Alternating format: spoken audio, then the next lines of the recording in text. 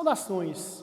Nessa aula, vamos ver um pequeno exemplo do conteúdo da teoria de feixe de retas paralelas cortadas por uma transversal. Ok? Vamos lá? Vejamos agora exercício de fixação.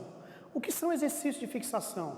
São aqueles exercícios que você vai começar a aplicar a teoria para que o conhecimento fique de forma mais temporal na sua cabeça. Tranquilo? Então vamos lá? Olha só. Primeira questão. Classifique os ângulos dos feixes das retas paralelas R e S interceptadas por uma transversal T. Então eu vou ter as retas R e S paralelas, tudo bem? Interceptada por uma reta T, ok? Que me geraram esses quatro ângulos, o ângulo A e B, o ângulo D e E. Observe que nessa questão já ficou claro quais são as classificações que o autor gostaria que você fizesse. Ele quer saber quais ângulos são correspondentes, quais ângulos são suplementares, quais são colaterais internos e quais são alternos internos. Tudo bem? Então vamos um a um. Bom, ângulos correspondentes são aqueles ângulos que apresentam as mesmas medidas. Tranquilo? Então o que acontece? Com o auxílio desse pincel, vamos explorar e tentar descobrir quais são os correspondentes. Observa que para fazer a comparação de correspondência, eu vou deslocar o eixo R para cima do eixo S. No começo pode parecer um pouquinho complicado, mas você vai perceber que isso ao longo do tempo vai se tornando cada vez mais fácil. Bom, eu pego o eixo A, os eixos T e R, e vou deslocar o ângulo A em direção à reta S. E se você vai perceber que o ângulo A é o mesmo que o ângulo D, ok? Isso garante uma correspondência. Então eu posso dizer que o ângulo A e o ângulo D são correspondentes.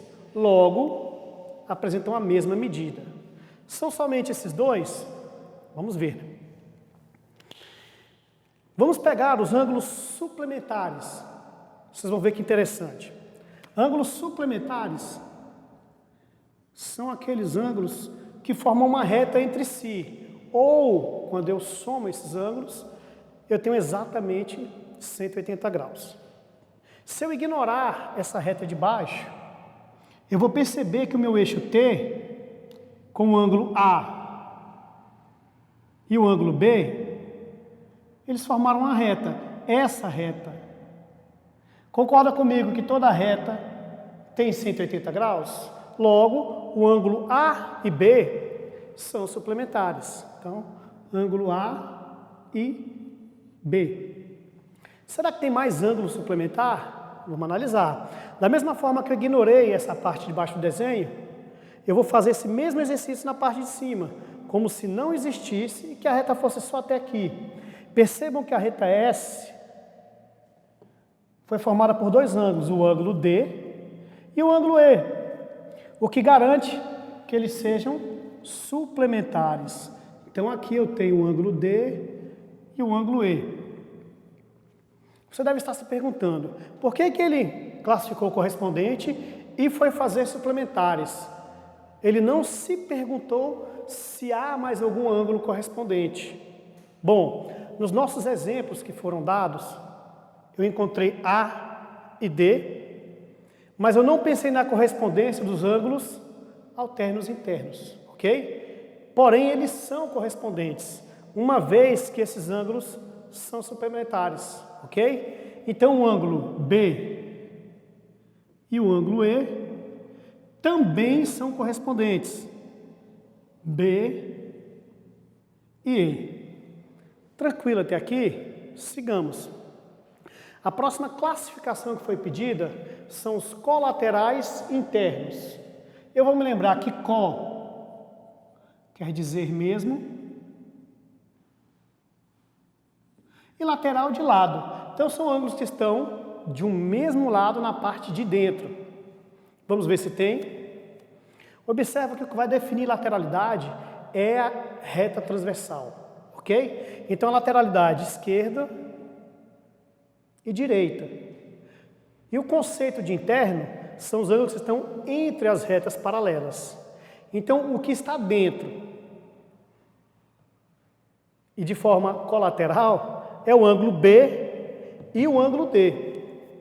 Então, colaterais internos, B e D. É importante observar que o ângulo B e o ângulo D, se eu comparasse com o D e o E, lembrando que o B é correspondente a E, eu posso dizer que eles são suplementares. Tudo bem? Então, todo ângulo colateral são ângulos suplementares, ok? Bom, alternos internos. Alternar significa um lado e depois o outro. Interno quer dizer dentro. Então vamos pensar. Quais os ângulos que são internos e de lados contrários? O B, que está à esquerda, e o E, que está à direita. Então nós temos B e E. Tranquilo, senhores? Espero que tenha ficado muito claro. Observe que eu explorei todas as classificações que o enunciado me pediu. Será que tem mais alguma outra coisa? Vamos seguir. Na segunda questão, é pedido simplesmente o valor da incógnita. Bom, então eu posso usar qualquer uma daquelas teorias para chegar na resposta.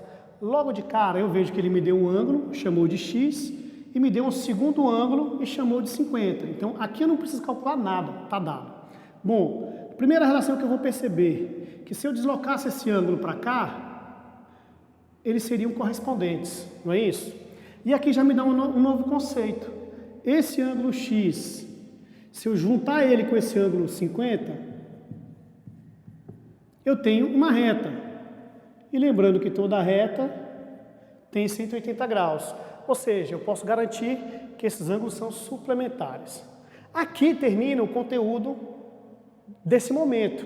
Daqui para frente, para eu poder resolver, eu vou usar a equação do primeiro grau. Isola a incógnita. O que está positivo passa a negativo. 180 menos 50, 130 graus, ok? Vamos para o item B da segunda questão, determina a incógnita. Perceba que aqui eu tenho ângulos alternos externos. Logo, esse ângulo é igual a isso. Então, x mais 10 é igual a 130 menos 2x. A parte que nós estamos estudando acaba exatamente aqui. Porém, ele me pediu o valor da incógnita. Então, eu sou obrigado a resolver esta equação do primeiro grau para dar sequência. Então, tudo que tem letra, eu vou colocar antes do sinal da igualdade. Então, o x já está, permanece. O que está negativo vem positivo. Vou repetir o 130. E o que está positivo passa negativo. Se eu tinha 2x e coloquei mais 1, me parece razoável que eu tenha 3.